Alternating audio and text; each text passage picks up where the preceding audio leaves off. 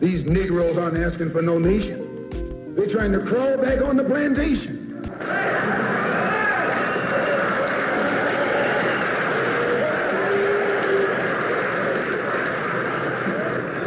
A revolution is bloody. Revolution is hostile. Revolution knows no compromise.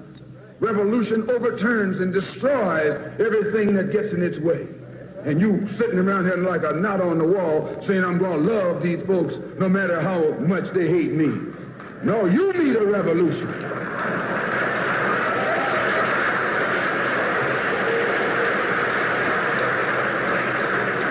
Say, and I don't mean you personally, but you know, we can say things like, well, the West is not bearing sufficient responsibility for its colonial past.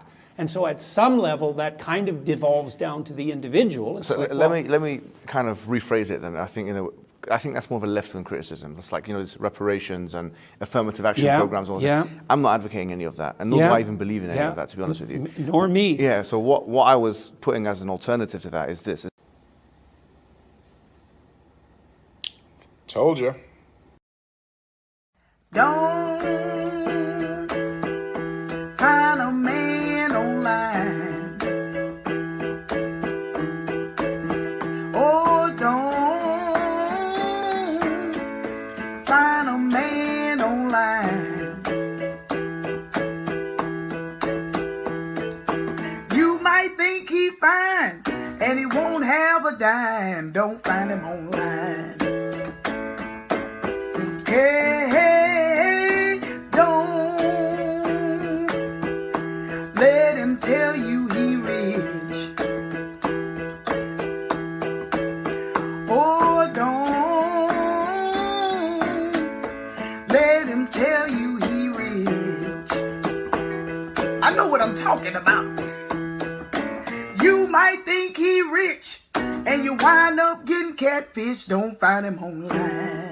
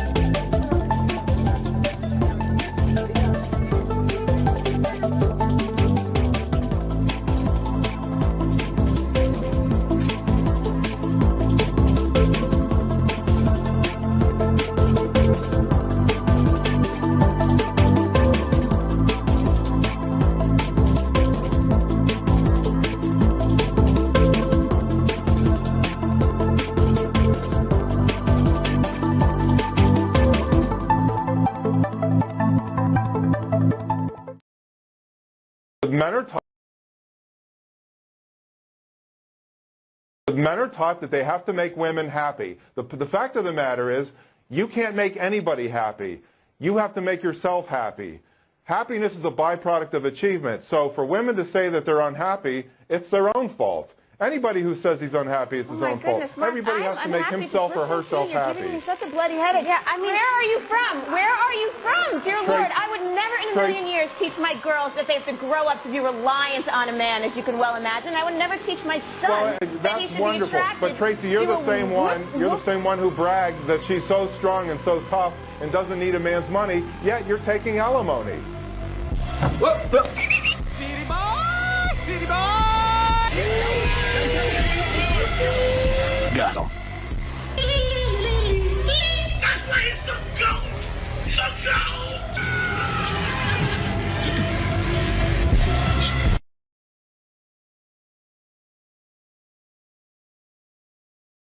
Salaam Alaikum. Mr. Moderator, our distinguished guests, brothers and sisters, our friends and our enemies.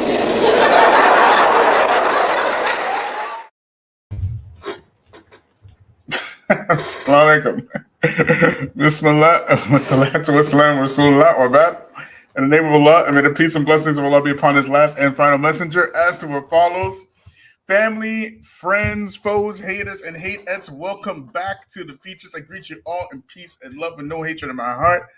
Assalamu alaikum wa rahmatullahi wa barakatuh. So please, before we begin, please like, please subscribe, and please share.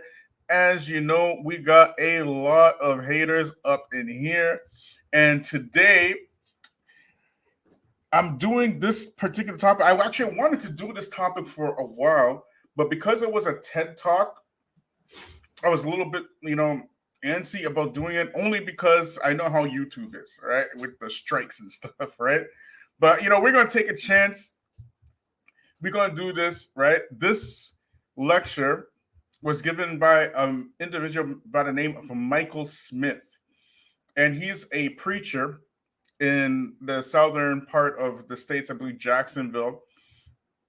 And he gave this lecture on TED. And ever since I saw it years ago, I was like, I have to do a reaction or something to get this video shared to the community, because it was just absolutely on point.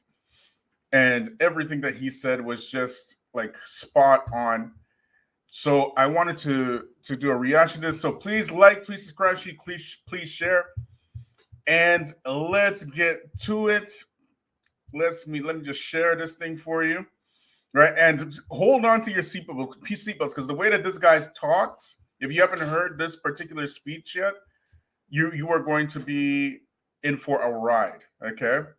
So let me just share this with y'all. 1 second, guys. All right. And let me know how the sound is, okay?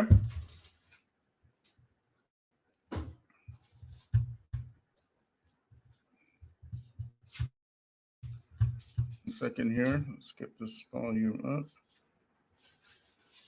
There we go. All right, let's get into it. Oops.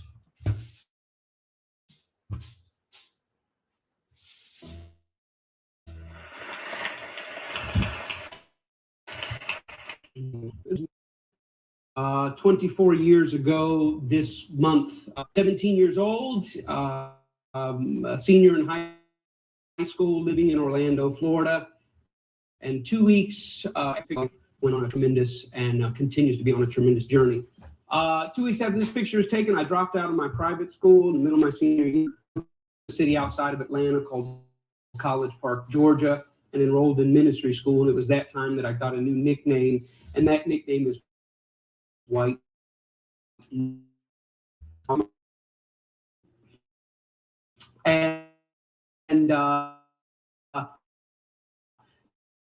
when people would ask, have you seen Mike? And somebody said, Mike who?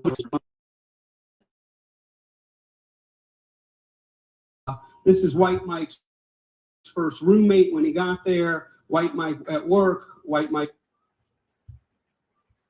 I think we lost it there for a minute, right? Let me just put it back a bit. This is White Mike being ordained into ministry. I think you're seeing a pattern.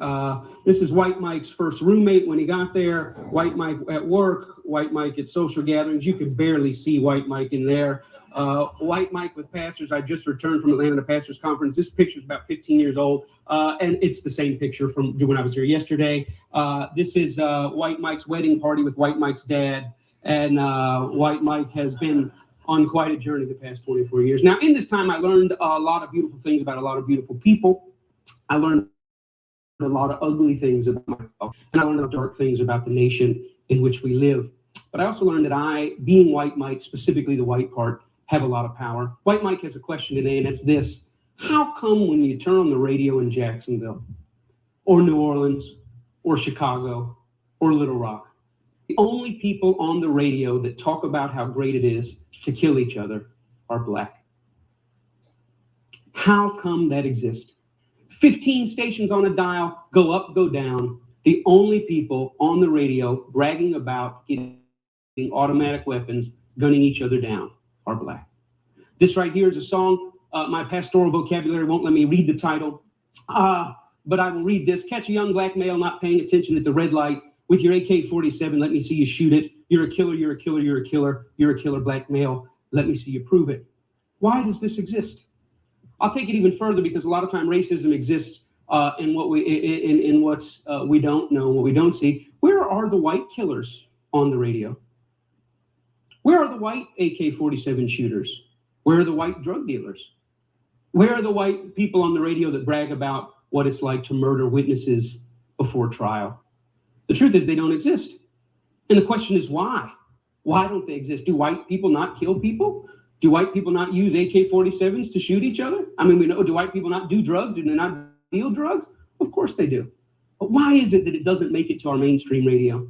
Why is it that we don't hear it hundreds of times a day in hundreds of cities across the nation, thousands of plays that say the idea that a black guy would kill another black guy is something to be celebrated, something to be romanticized? And why is it the white people don't do it? And maybe it's because there's no white audience for it. Or maybe it's because it's not really marketable. Maybe because it's not, can't get sponsors. I don't know why. Or maybe it's because it's just not the white man's role. Or maybe when white people get up and talk about being drug dealers and AK-47 killers, maybe it's even sicker than that. Maybe when white people do it, they're accused of acting black. I wanted to touch up on what he's saying right here.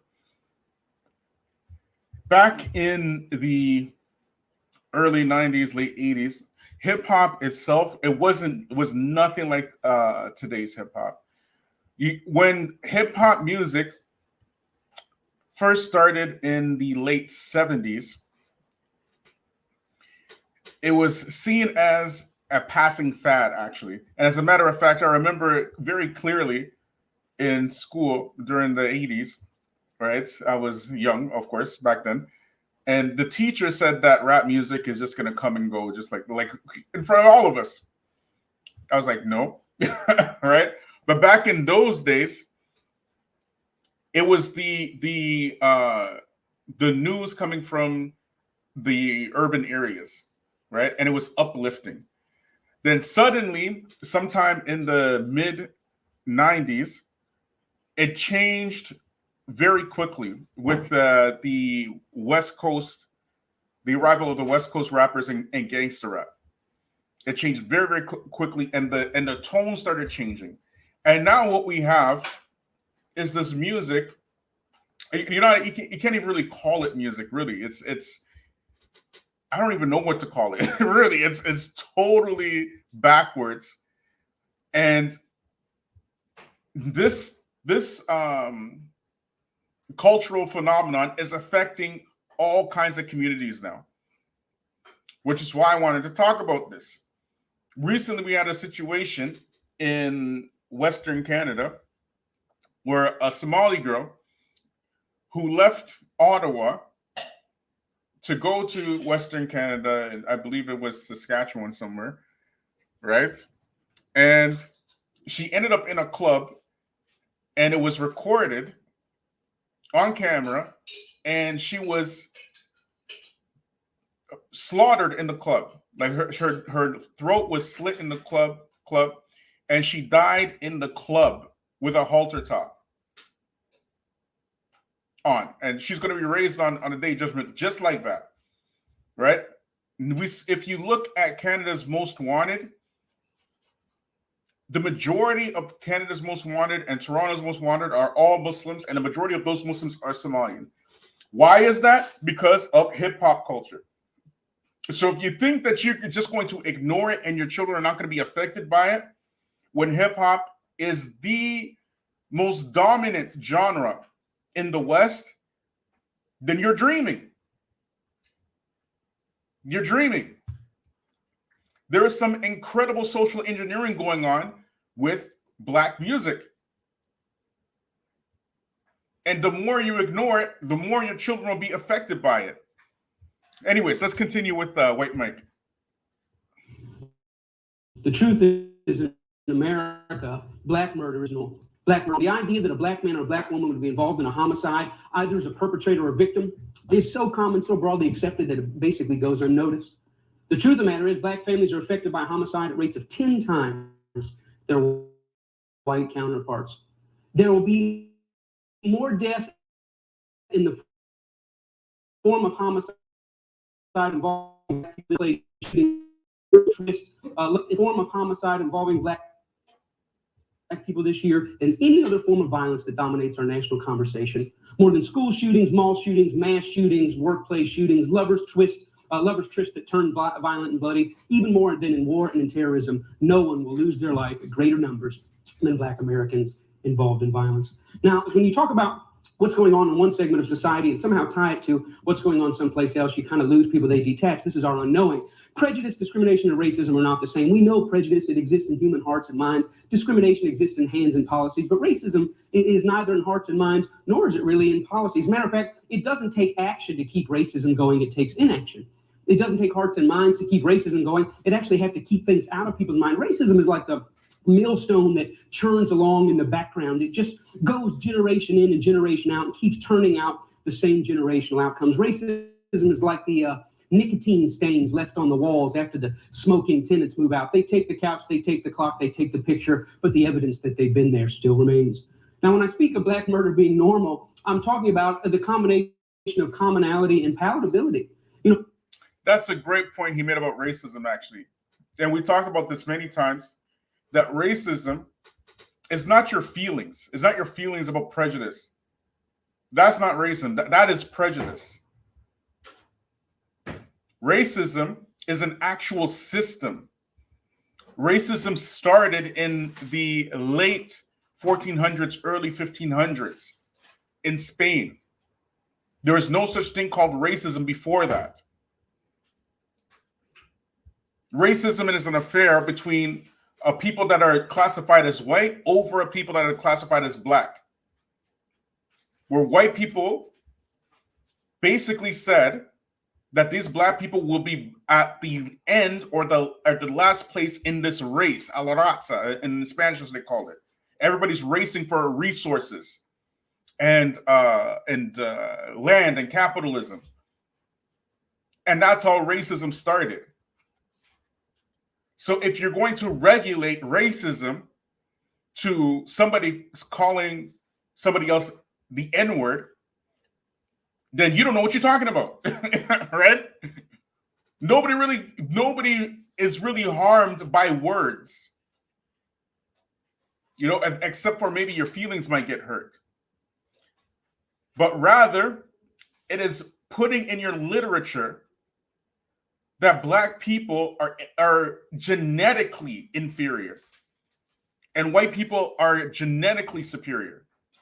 And then coming up with studies like the bell curve study to prove that black people have less intelligence than white people. That's racism. Or when you come up with laws, you call them 3 strikes laws, and you hide behind the guise of criminality, but the entire goal and purpose of these 3 strikes laws is to fill for-profit prisons with black people. That's racism. And then you hide behind the language in order to say it's not racist, it's really against the criminals. You get it? So anyways, let's continue.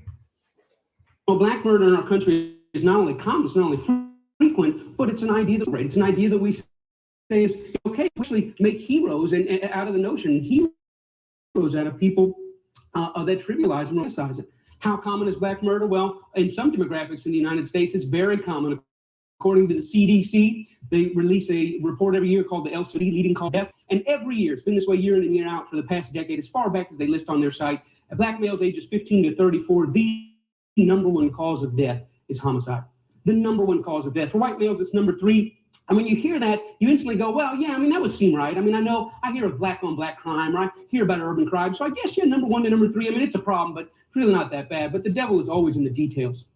The truth of the matter is that if I were to take everybody that dies in this year, every black male 15 to 34, and I brought them into a room December 31st, said all of you have made it to the afterlife. And I want to take a quick survey. How many of you got here by cancer? A few voices say, me. How many of you got here by auto accidents? Me. How many of you died of a heart attack on an athletic? I said, how many of you were gunned down by another human being? And half the room would raise their hands. Now, every time I show this information, people always say, well, if the number 3 cause of death for white males, what is the number 1 cause of death? And without fail, year after year, it's called unintentional injuries, accidents, falling off a four-wheeler, crashing a go-kart, or bungee jumping without paying attention to, knots and things like that. So basically, the American story is white kids are dying because they're clumsy, and black kids are dying because they're gunned down. Chicago, just like New Orleans, just like Jacksonville, just like Little Rock. How common is black murder? The past 3 years, there's been about 1,270. What's going on in Chicago right now with the music scene that is causing a phenomenon where the murder rate of black males, the age demographic has become lower. So now instead of seeing 18-year-olds and 20-year-olds shooting and killing each other, we're seeing 13-year-olds and 14-year-olds and 15-year-olds shooting and killing each other. What is the phenomenon in music that's happening in Chicago that's causing this? Does anybody know? Let me see in the comments. Who knows what this phenomenon is? What is the phenomenon that is happening right now in Chicago in the music scene that has now lowered the age of murderers to pre-teenagers and just hitting puberty amongst black males? What is it? Does anybody know?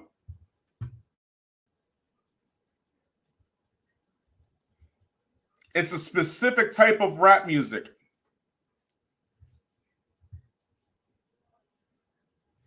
What is that rap music called?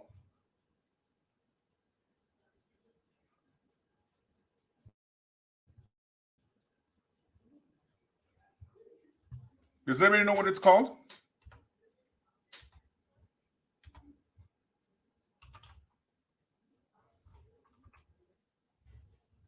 And it's especially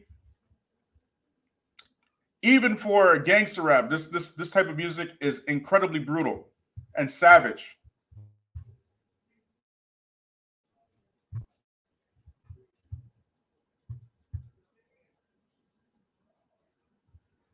Thank you. Drill music. For the first time, we are now seeing a phenomenon in the black community where murderers have now become the 13-year-olds and the 14-year-olds and the 15-year-olds and even the 12-year-olds. 12-year-olds with guns. It's no longer pre-adults, it's pre-teens. Does anybody know how they're getting these guns? Let's see where the intelligent black people are. Does anybody know how they're getting these guns in Chicago? Does anybody know? Actually, let me leave the link because we're going to talk about this. Because if you think that this is like a coincidence, it absolutely isn't. And the proof is how they're getting the guns. They got the guns, and many of you might not know how they're getting the guns, but we're going to talk about this in a minute. Don't let me forget. Right? Do not let me forget. I put the link in the chat so that if anybody knows how they're getting these guns, come on and tell us. And we go talk about this. And then all of a sudden, this drill music phenomenon started. Okay, let's keep going. Victims of homicide 2012, all the way to 2014. And of those victims, 64 were white.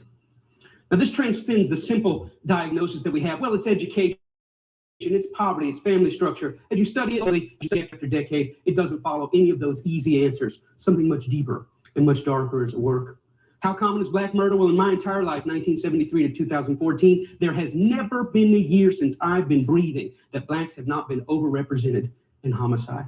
Never been a year that you can go into a morgue and you don't see blacks overrepresented. It's the story of America. It's certainly the story of America in my lifetime. My question is, what will be the first year that we see it a 1-to-1 ratio? I mean, if it's somewhere between 7-to-1 and 10-to-1 now, I mean, when will it be 1-to-1? We would consider it a huge national victory if we ever got it to 5-to-1, to 4-to-1, to 3-to-1. Violent crime has gone down over the past 40 years. People say, isn't that great? No, because prison has gone up over the past 40 years. And no matter the fact that violent crime has gone down or prison has gone up, what's never closed is the gap. There's always that gap, 6-to-1, 7-to-1, 8-to-1. Usually it's the smartest person in the room at this point that yells out from the back, "So are you saying you want more white people killed?" And then all of a sudden I realize that's why we die in clumsy accidents. All right, here we go.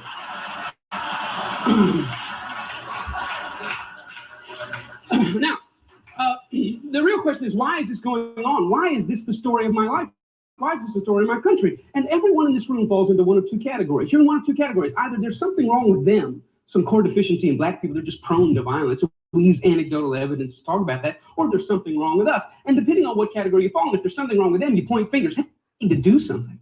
If you say there's something wrong with us, then you roll up your sleeves and you get busy. Well, the truth is there is something wrong with us. And this years ago, we set off a bomb, and that bomb affected our cultural soil. It affected our definitions. It affected our expectations. It affected who we are, and how we describe other people. What we believe down to the core of our being. It's in there, it's cultural water, and it's passed down from generation to generation.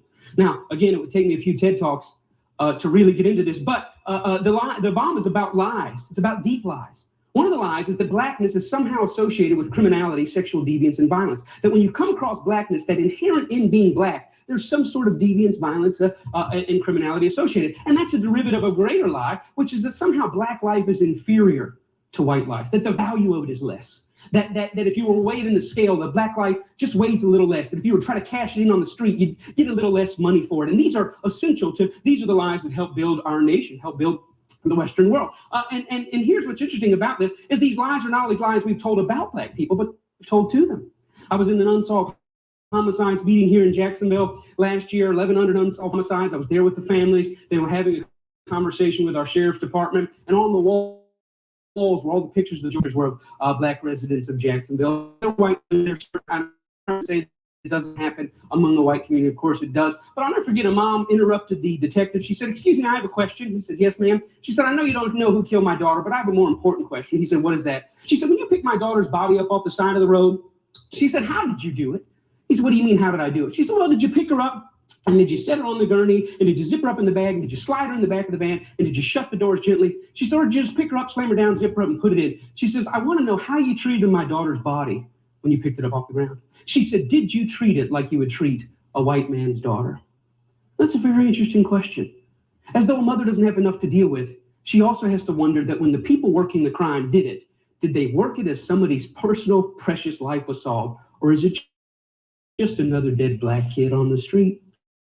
I said, "Yeah, my son." He says, "Ma'am, you know I would call you if I had it. I want to call you." She said, "I know I don't need a phone call." She said, "But I do need to know that you pay attention to it. And I do need to know that my son's death matters." And here's why. Because she sees the files on her desk and on his desk in her mind, and she sees the stacks in her mind of dead black kids, and she sees the stacks of little white kids, and she just wants to make sure that in the common thing that happens all the time, that her son's life is just as precious as everyone else's.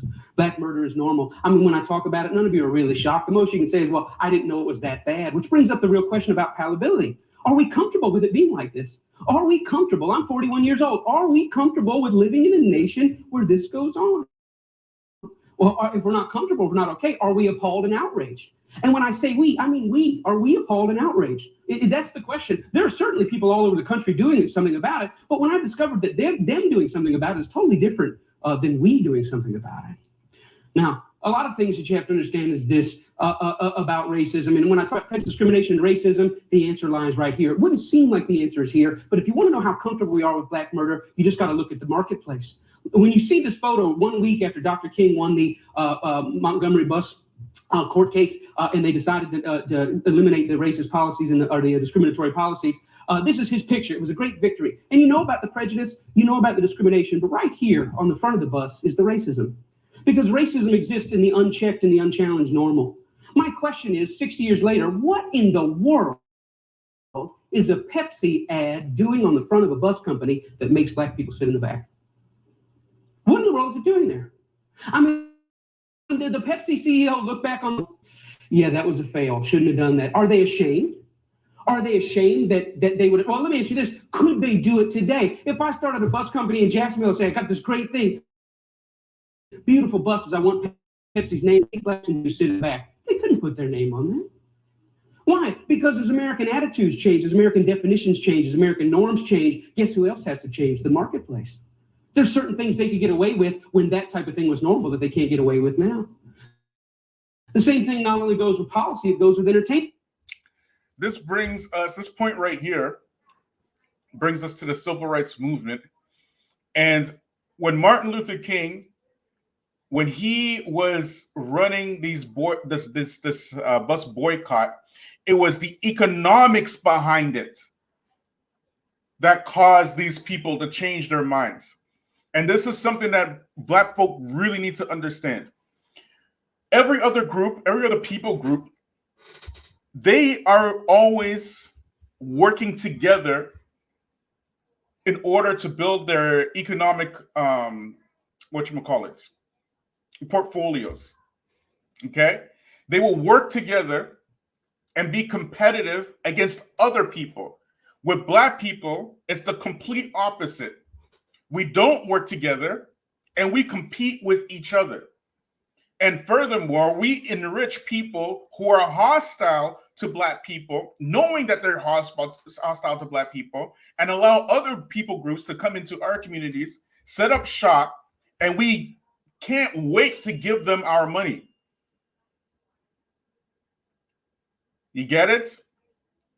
The reason why Martin Luther King was successful, he was successful for two main reasons. The first was that his whole movement started as an economic movement. We're going to boycott these buses, which in turn, because you got to remember, Black people didn't have ownership. They were dependent on public transit to get to their jobs. And it wasn't just the buses that were, being affected. Because they were not able to get to their, or they were rather boycotting these buses, that in turn, in fact, affected white people's businesses because their Black workers were not going to work. They said, we would rather starve, which in turn, in fact, affected white people's money. The second reason why he was his movement was potent was that when he was doing these peaceful protests, and Malcolm X was at that time was very against these peaceful protests. But the genius behind Martin Luther King and these peaceful protests is that they were being recorded on television, and then the whole world saw the brutality of the racism.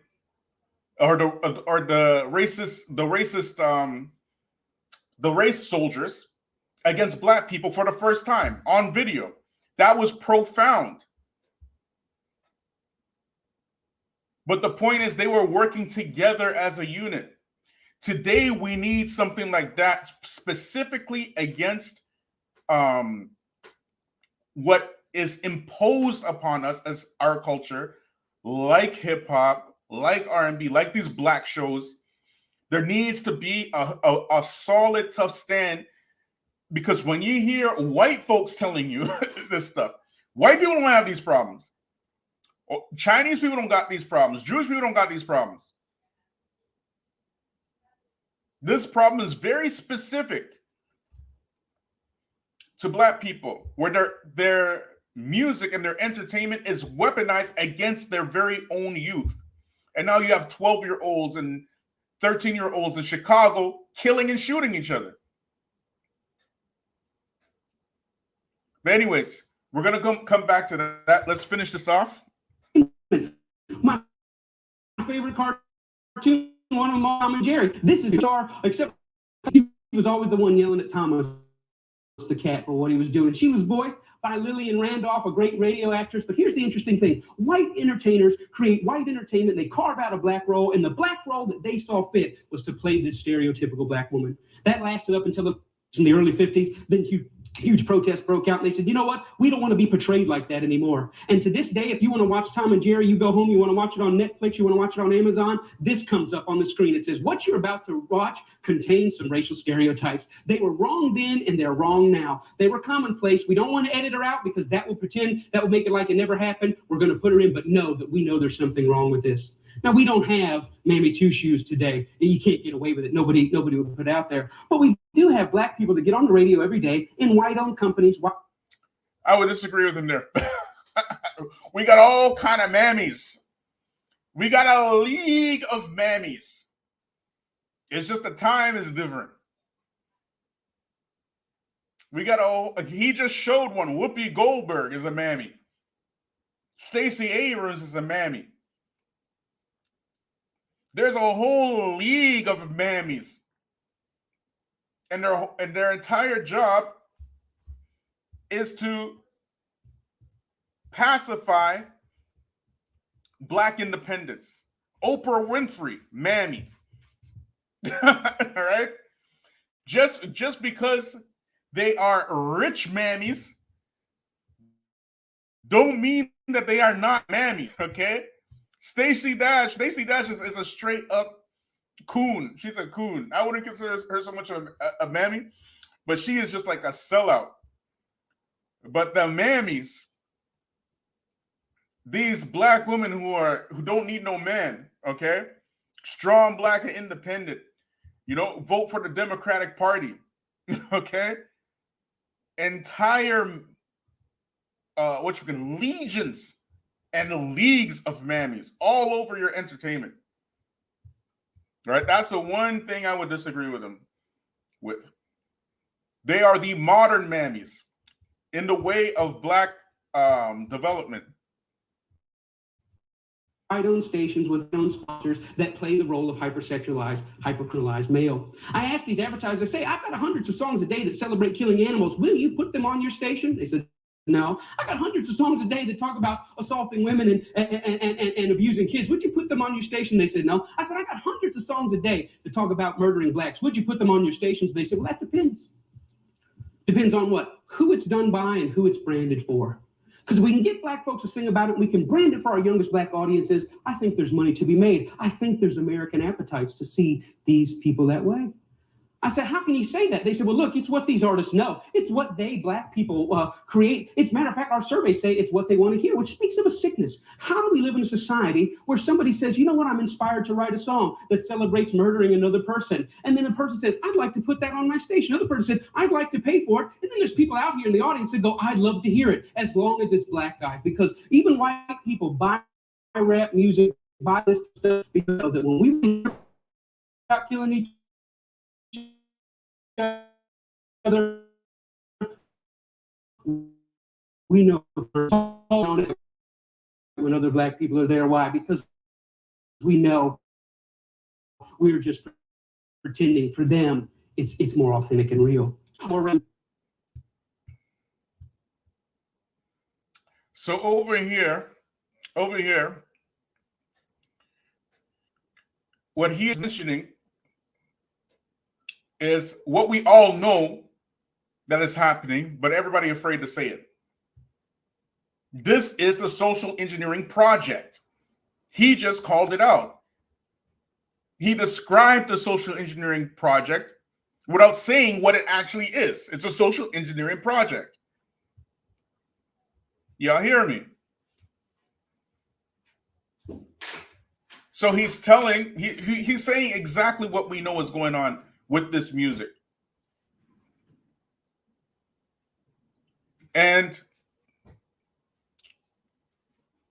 if you think that music and entertainment doesn't have an effect on the people, then I would refer you to the very first blockbuster movie in history. Does anybody know the name of this movie? This is the movie that spearheaded what we now know the Academy Awards. Does anybody know the name of this movie? The first blockbuster movie in history. What is the name of it? What is the name of the very first blockbuster movie? Walaikum salam wa rahmatullahi wa barakatuh. Sister Aisada. Hayakumullah.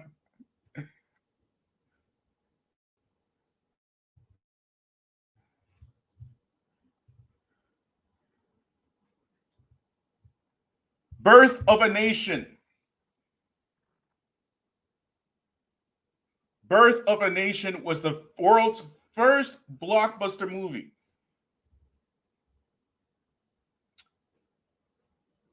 And it was endorsed by the president of that time. I believe it's President, who was it?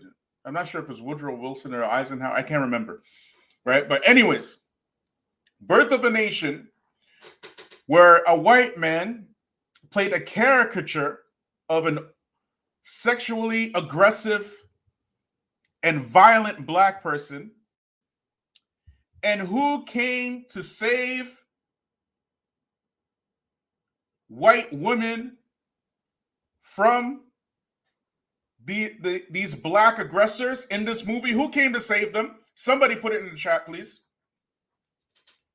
Who came to save these white women in this movie?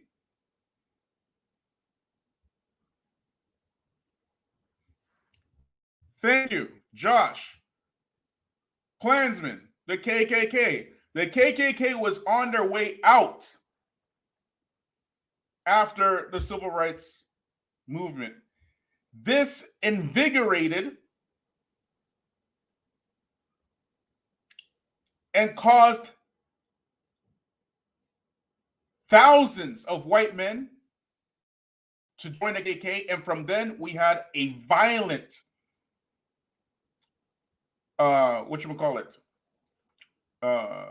massacre of many black towns from one movie.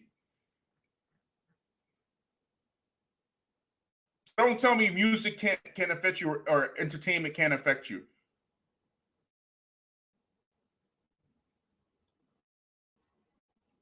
The world's first blockbuster movie, and this is the movie that basically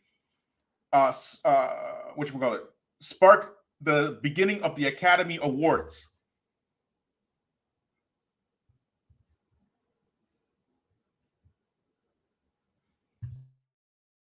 Let's finish watching this up.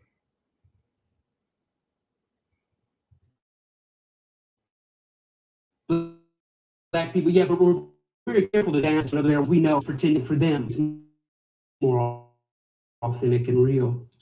Your brand, what about your value? And the largest radio company in the world said this: it's okay that we only have drug dealers on our black youth stations. We only have murders on these stations. We support black cheers. We have a King Parade.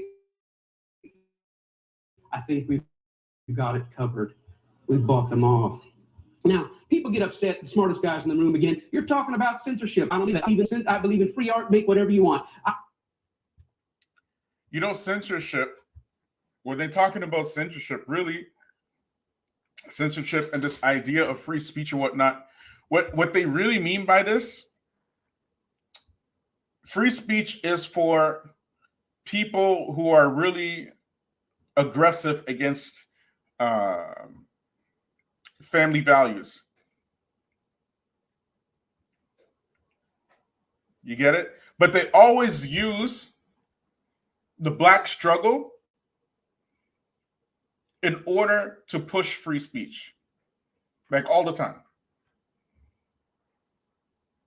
So now there's a thing that's going on with these alt-righters where they are complaining about racism against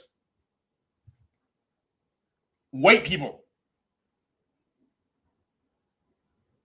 Why? Because they believe in free speech and all that kind of stuff. Racism against white people. What is that? I need somebody to explain to me what is racism against white people. Where are these white folks that are going into these black corporations and not getting jobs because they are white? Or where are these white people that can't get a loan from the bank specifically because they're white? Or their towns being razed to the grounds because they're white? Where is the white equivalent to Jim Crow? But people hide behind this stuff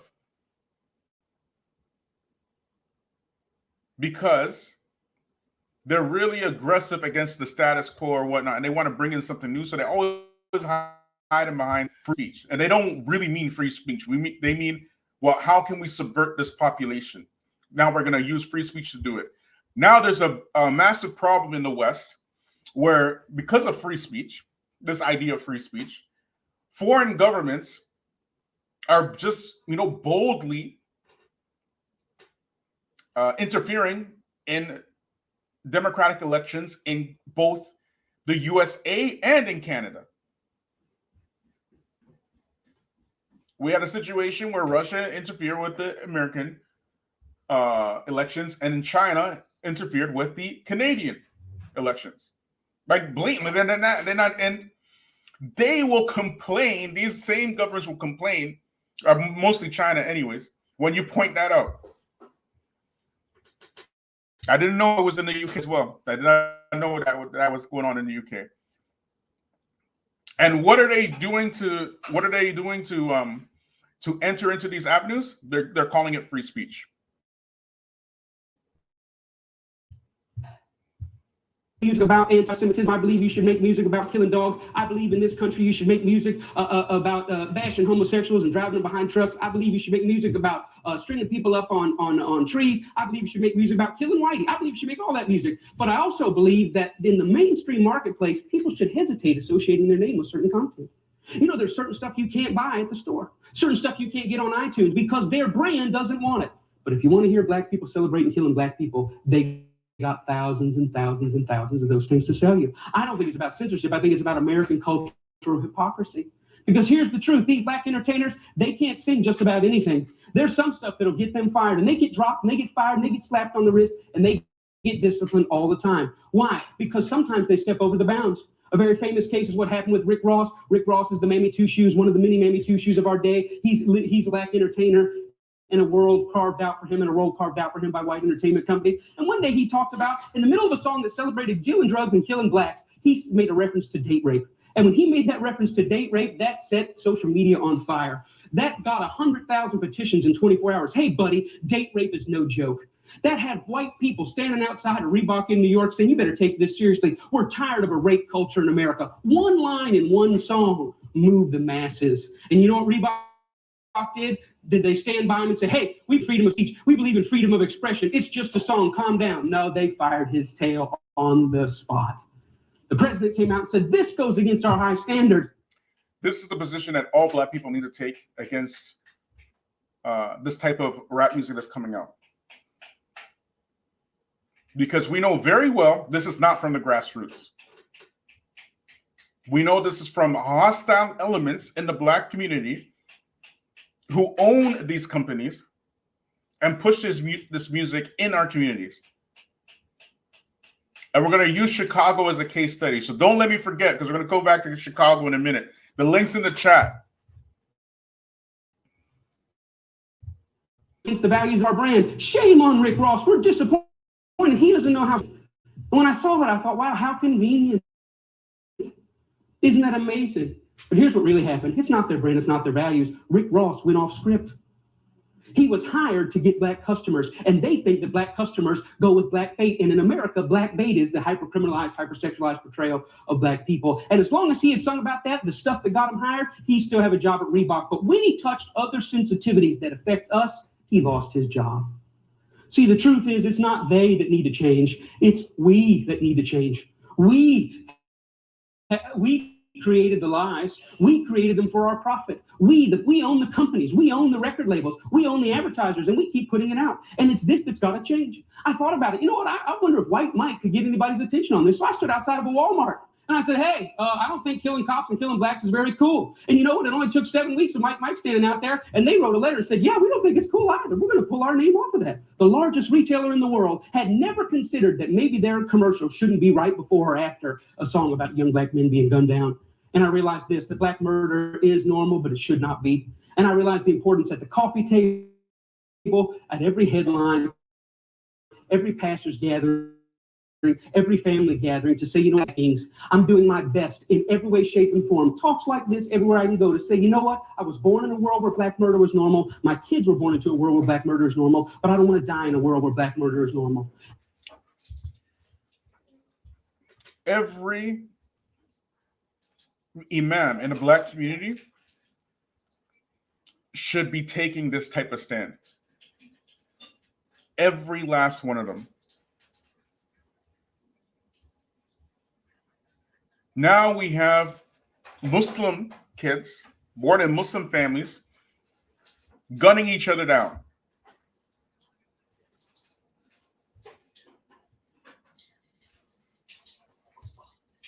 But yet, the imams are concerned with the next refutation. Every imam should be taking this type of stand, demanding the sellers of this stuff stop selling this stuff in their communities. You should be demanding, if the Yemeni is in your community selling pork and alcohol, you should be right there demanding that they don't sell pork and alcohol. Why are you waiting for white folks to come in and save you like this? You know what I mean? And on top of it, if you're Muslim, you have even more of an obligation to clean this stuff up. Am I 5 years or 10 years away? I don't.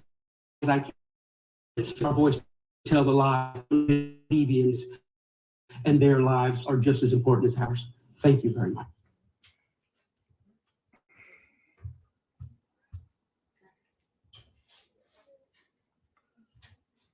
So I put the link in the chat there. We're gonna go back to Chicago because we talked about the drill rap scene, and drill rap has now shifted the demographic where preteens and early teens are now the murderers. Okay. Does anybody know how these preteens, how does a 12-year-old or 11-year-old or a 13-year-old get a gun? Does anybody know how they're doing it?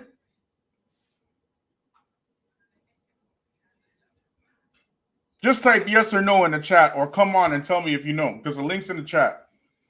Come on and tell me if you know, or type yes or no in the chat. Does anybody know how they're doing it?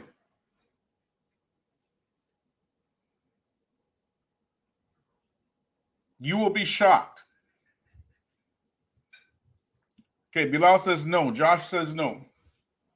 This is how an 11-year-old, a 12-year-old, 13-year-old, or 14-year-old gets a gun.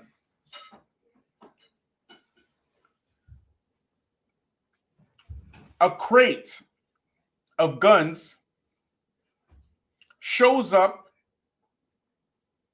at a railway station.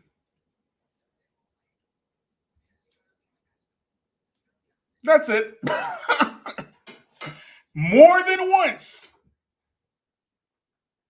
the word gets around, and these kids now have firearms.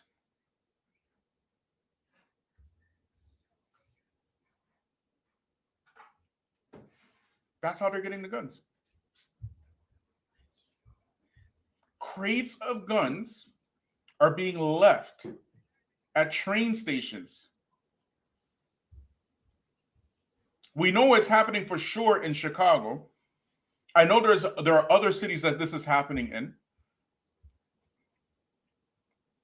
Now you tell me who leaves a crates, mind you, not just one, crates of guns in black neighborhoods. Who do you think is doing this for black kids to get?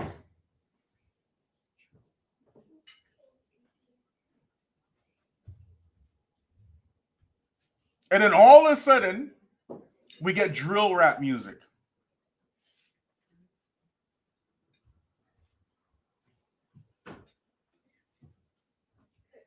Oh, surprise, surprise, surprise. Let me see if I can find the receipts for you, because I know most of y'all who just heard this are shocked right now. So let me just see if I can find it real quick.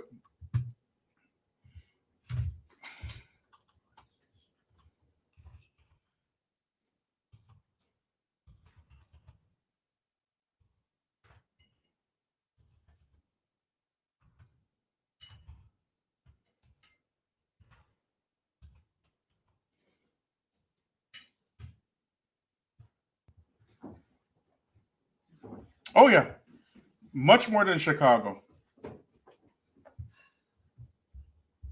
We got Compton. They did the same thing in Compton. Chicago.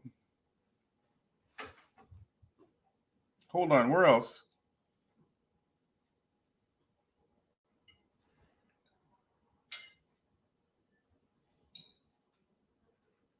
We're talking crates just left.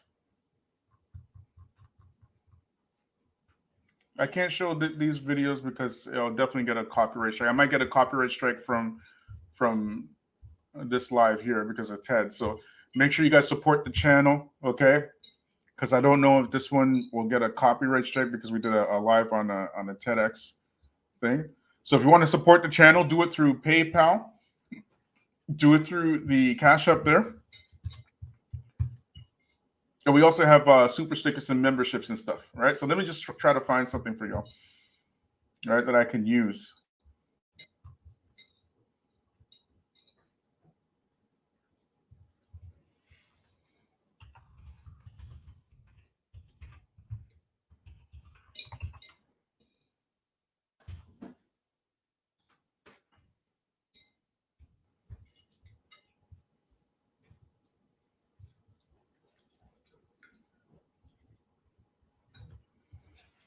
Just give me a few moments. Let me see if I can find something.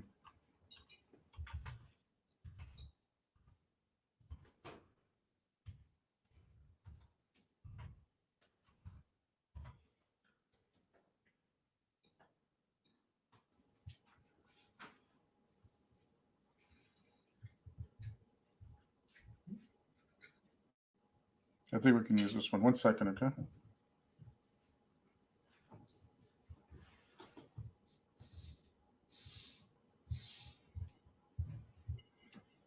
Just let me just share this one. Hold on, let me get this up.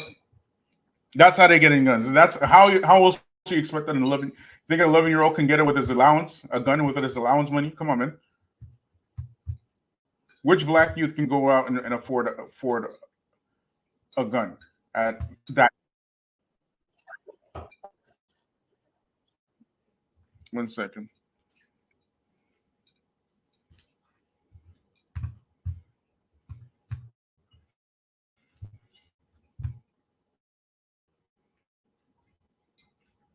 Let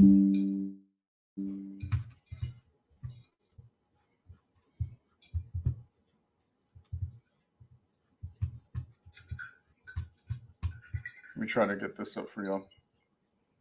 Because if I say it, maybe y'all won't believe me, right? But if I show you, that's a different story, right?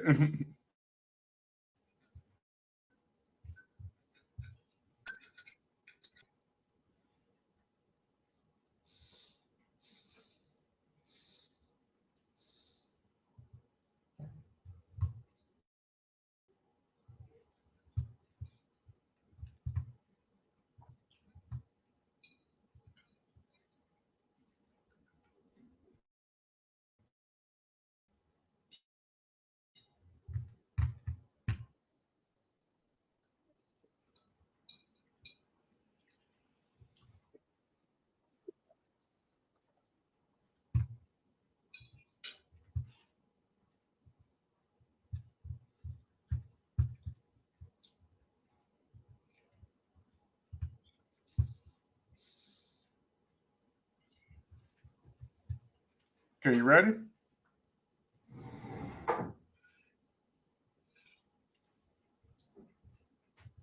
Let's get this going here. Those streets ready to sell will now of authority. Officials the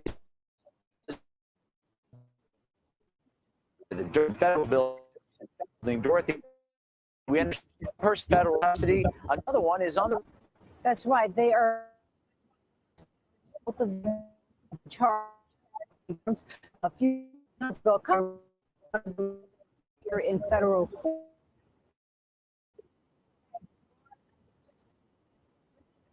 3 weeks ago, and that is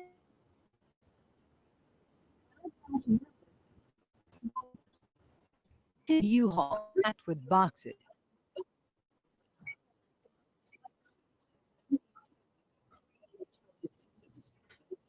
Seven of them earmarked for willing buyers.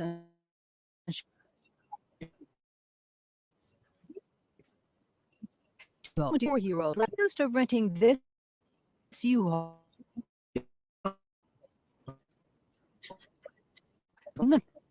around 4 a.m. Sunday morning. Sunday afternoon, Walgreens on 148th Street. A caller reported 2 men selling drugs from the truck, but sources tell CBS 2 the men were actually selling the guns. By the time police arrived, they'd sold 3 for a total of $400. The broken window happened when police asked the suspects to step out of the truck, but instead they locked the door. At least they saw a label. 1 second, guys. Let me get you a different one. It's not this one. 1 second, y'all.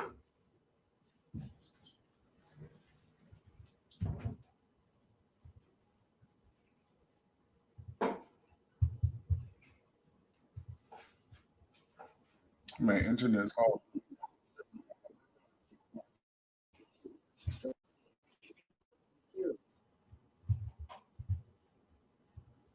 One second. See, I wish I could show you this one, but I'll get a copyright straight if I do that, and I won't be able to show this video at all. Oh, here we go. This one right here. 1 second.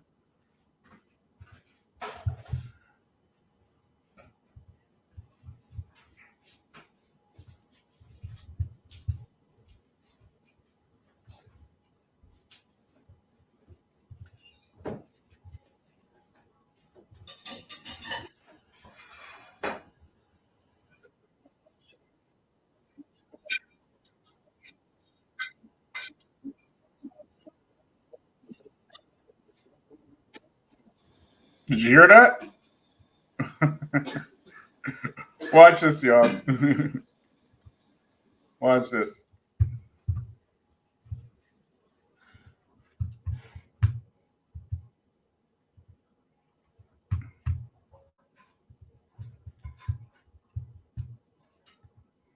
Okay, here we go.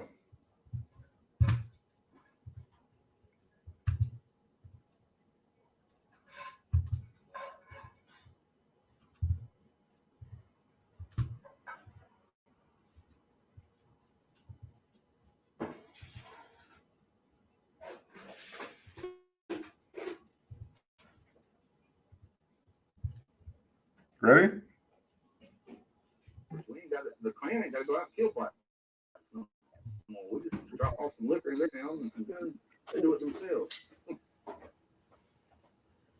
It's my option every weekend. I'll go up to Chicago with a big truck full of whiskey and crack, marijuana, and a ton of guns and bullets and tell them have at it and just drop it out in the middle of town.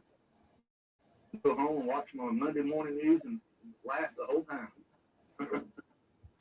What's the most important thing you've learned in your life? To never turn my back on God. He'll always be there for me. Can you believe that? That's how they get in the guns. Did you guys hear that?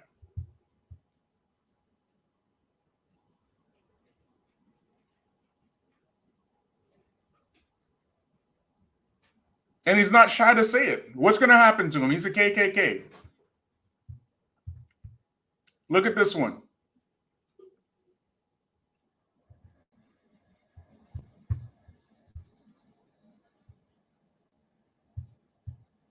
Did you guys get that? The KKK said we just drop off the guns. Mind you, they're doing it they're doing it together with the CIA, mind you. You got to remember that there's plenty of KKK in the CIA and the judicial system and police forces and whatnot. And then y'all slow Negroes talking about, oh, the police got infiltrated by the K. Infiltrated? The KKK started the police. What are you talking about, infiltrated? Slow. Infiltrated? The FBI got infiltrated? The whole point of the FBI was to destroy any type of black movement from the inside. Y'all are tripping.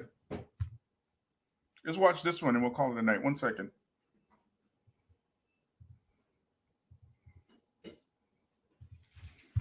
Let me get this one up, okay?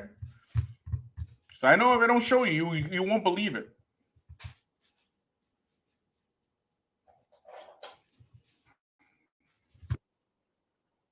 Okay, I think the language on this one will be a little bit colorful. So hide your kids.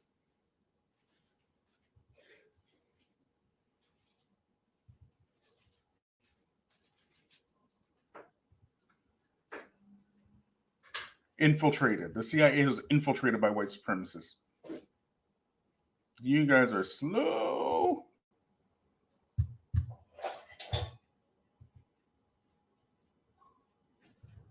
Look at here.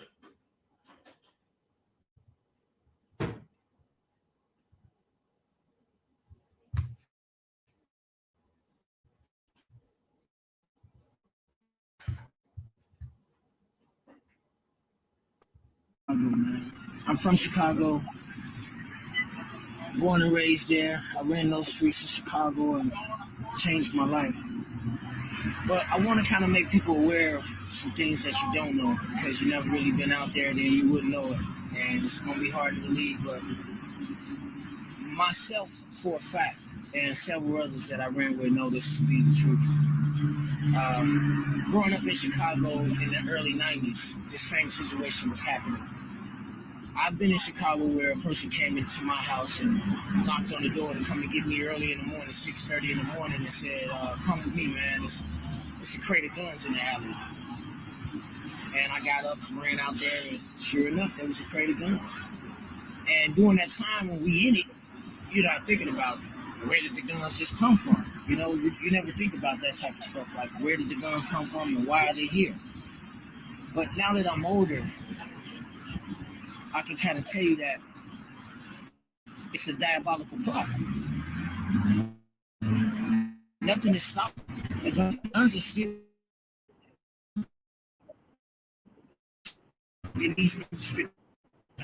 Out in Breezeview. It's not out in, West Mountain. They put it in the hundreds for sure. Yeah, they putting it on 55th. They putting it in Inglewood. In the morning at work. So you got the streetwalkers and the people that's out, they hustling and they out all types of day. And yeah, they're the ones that's gonna run across them. And who would go and tell the police? I never went to go tell the police when we found some guns. That don't even make sense. Why would you go tell the police? So people are wondering why so much violence. You think about it. You think about this. Okay, the police are locking people up constantly in Chicago every single day. They're taking guns off the street every single day, every day. So how is it that all of these guns just keep appearing? Where are all the guns coming from? Nobody's going to the gun store buying these guns. So where are all these guns? Now, this is another part that you don't know. I was so used to having exotic guns that I thought that was the norm. You understand what I'm saying? I'm saying far as, I don't know if are you familiar with guns, but a fully automatic handgun is almost impossible to get. You know what I'm saying? A fully automatic rifle, common. It may sound common, but that's not common. A Uzi that's fully automatic, that's not common. So I was so used to having everything in the area that I knew of was fully. It shot fully automatic, fully. So me being 17 and 18 and in my 20s, I was so naive that I believed that's how all guns was. I seen so many different exotic guns on the street running around in different areas with the guys just running around. I thought that was the norm. So now I'm an older gentleman. I'm out here, I switch my life around. I'm living right, So now I cleared my name up and got my record sealed. And I'm going to the gun shop and I'm going to the shooting range, shooting like I'm supposed to. And I go into gun stores and I'm asking for certain guns and they looking at me like I'm crazy. Like I made that gun up. These are guns that I've seen several times in different areas that the gun store is saying, huh? How would that be on the street? That's something that you would have to get. But these guns are on the streets of Chicago. And my point of view is, yeah, we can't try to make an excuse for the kids out there shooting. And it ain't all kids, but we can't make an excuse. But I want you to look at the bigger picture. Where are they getting the guns from? It's not one or two areas. It's not one or two areas. It's everywhere. Family. Let me just get this thing off here now. Look here. Where are they getting the guns from? Where are they getting the guns from? Do we have to say it? Is this a conspiracy theory? Black folks without planes or passports, visas, boats, without boats, mind you, were devastated by the crack epidemic. Where'd they get the crack from? Where'd they get the crack from?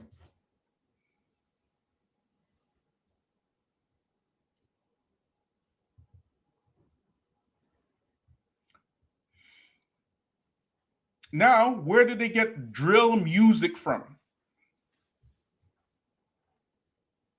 Where'd they get that from?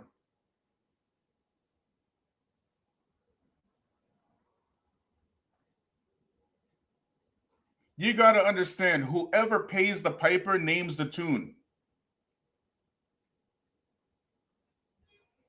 We talked about this yesterday. If you don't control it, if you don't own it, you don't control it. We don't own our own music. We don't own our own entertainment. We don't even own the land which we live on.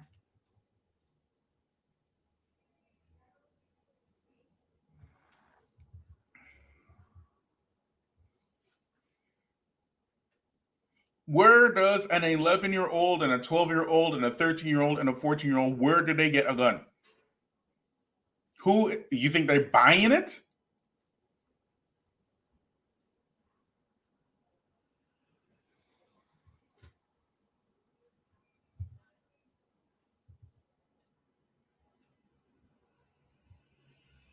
Is that what's happening? Now, we have this generation of young Muslims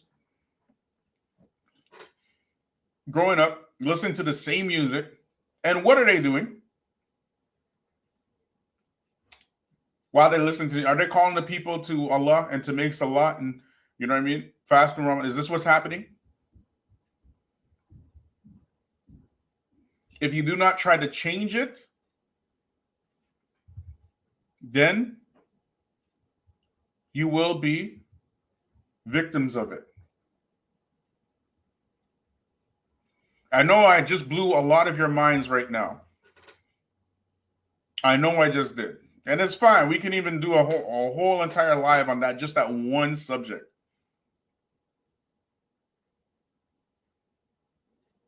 That is racism. Not calling somebody nigger and stuff. That right there. KKK is not even shy to say, yeah, we brought guns to the black community and liquor and this stuff and say, here, take this and go nuts.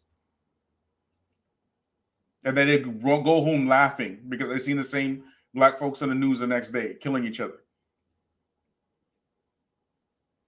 These people are laughing at you. Your enemy is laughing at you. And you got outrageous cooning, like Colin Green talking about, oh, we should leave the menhenge of Malcolm X and Martin Luther King. But I'm the one who's crazy, right? I'm the one who's crazy, right?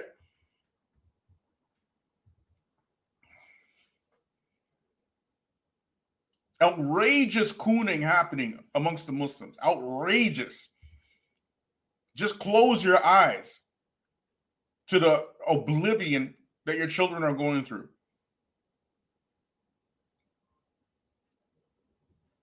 And then Easterners coming out here. Yeah, Wallahi, he said that. Uksum Wallahi said that. Yeah. You know, I even made a short video about it. I put it on my Patreon and for the members on the channel. But I didn't put it out there because I know it's going to be open another can of worms, and I'm tired of talking about YouTubers. To be honest, I'm very tired of talking about them. You know what I mean? Yeah. Yep. Called the green. Yeah, he did. Right? They can look at the things that are happening in the black community and then say things like this. And we talk about resonance. The message that these people are put in front of us is not resonating. It's not resonating with these people. What is resonance? You know, the story of Jethro. Okay, if you read the Bible, okay. Oh, sorry, not Jethro, Jericho. The story of Jericho. If you read the Bible, the children of Israel were ordered by Joshua to go take over this town called Jericho. Okay, they're ordered to go take over this town. What was their weapon? Horns. So you can imagine, like, we're gonna beat because why? This town has some fortified walls, some high fortified walls. So God ordered Joshua to tell them to bring their horns. He ordered them to go around Jericho 6 times, and then on the 7th time they would stop, and he ordered them to all blow their horns at the same time. And when they blew their horns at the same time, when you know about resonance, what is resonance? It's when the sound waves, when you have like 2 different sources of sound and the pitch is exactly the same, it causes something called resonance, which causes the sound to be even louder. And when the sound waves are matching the pitch within the material, that material will crumble. That's resonance. The message that these people are giving is not resonating with the youth. It's weak.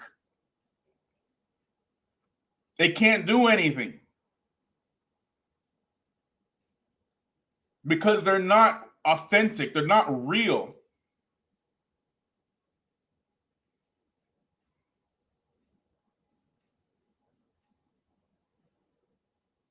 You get it? They want to be status quo, and they want to be, have some type of popularity and notoriety and whatnot. So they just kind of, their religion, they say it's Quran and Sunnah, but really their whole religion is based upon influence and trends, and that's it. If it's trending or if it's influential on social media, that's their religion. So you can find Muslim YouTubers talking about, oh, I don't believe in no reparations. Why? It's trending. Trending with who? The alt-righters and stuff. They're very They're very comfortable to side with white supremacy. And now you have these black-faced Muslims siding with white supremacy on a manner that not even coons like other coons have ever done. You get it? So my point is that we have to be the resonant voices, okay? Because if you're waiting for somebody to say something, then it's just not gonna happen, man. You have to order, like you have to basically demand from your imams and whatnot, and you have to actually support your imams at the same time. Because the reason why their voices are silent is because they're employees. They don't own their masajid. You got it? You get it? The whatchamacallit, the admins, they're the ones who are running the masajid. So the admins are their boss, and they basically tell them what the script is.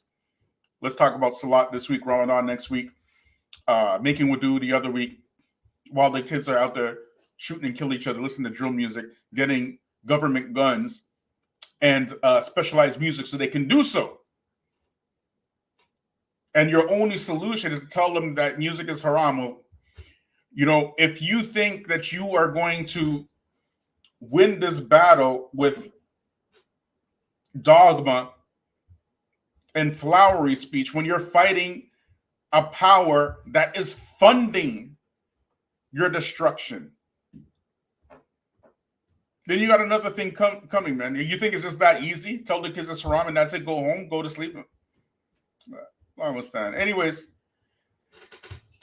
we've gone long enough. Jazakallah khair for everybody who participated. And I will see you guys tomorrow. Inshallah, tomorrow we're doing a live. The red pill prophecy. You guys want to see that one for sure. That one's going to be hot, inshallah. Okay. Jazakumullah khair. Subhanallah wa bihamdik. Ashhadu an la ilaha illa ant.